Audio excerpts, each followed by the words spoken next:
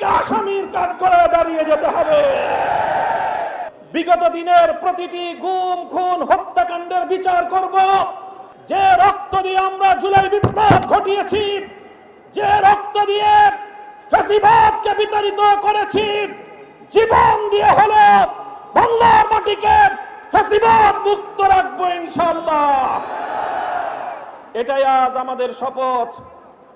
আমরা আমাদের জুলাই বিপ্লব সহ 15 বছরের ফ্যাসিবাদ বিরোধী সংগ্রামের অন্যতম সহযোদ্ধা বাংলাদেশ জাতীয়তাবাদী দল বিএনপি নেতৃবৃন্দের কাছে সবিনয়ে আবেদন করতে চাই, আহ্বান জানাতে চাই, ফ্যাসিবাদের বিরুদ্ধে লড়াই করে বাংলাদেশ স্বাধীনতা অর্জন করেছে। দ্বিতীয় প্রজাতন্ত্রের মাধ্যমে যে নতুন বাংলাদেশের যাত্রা শুরু হয়েছে, সেই বাংলাদেশের শহীদদের কাছে আমাদের কমিটমেন্ট হলো বিগত দিনের প্রতিটি গুম খুন হত্যাকাণ্ডের বিচার করব।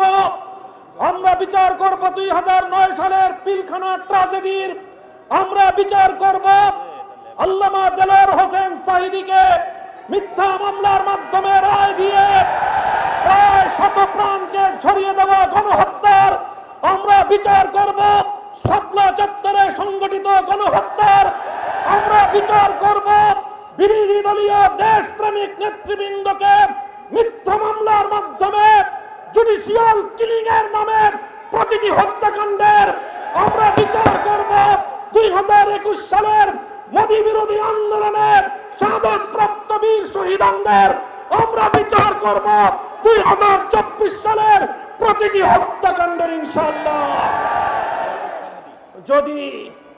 যদি বিএনপি এই হত্যাকাণ্ডগুলোর যথাযথ বিচার করতে না পারে, আগামীর বাংলাদেশের কাঠগড়ায় বিএনপিকে আসামির কাঠগড়ায় দাঁড়িয়ে যেতে হবে।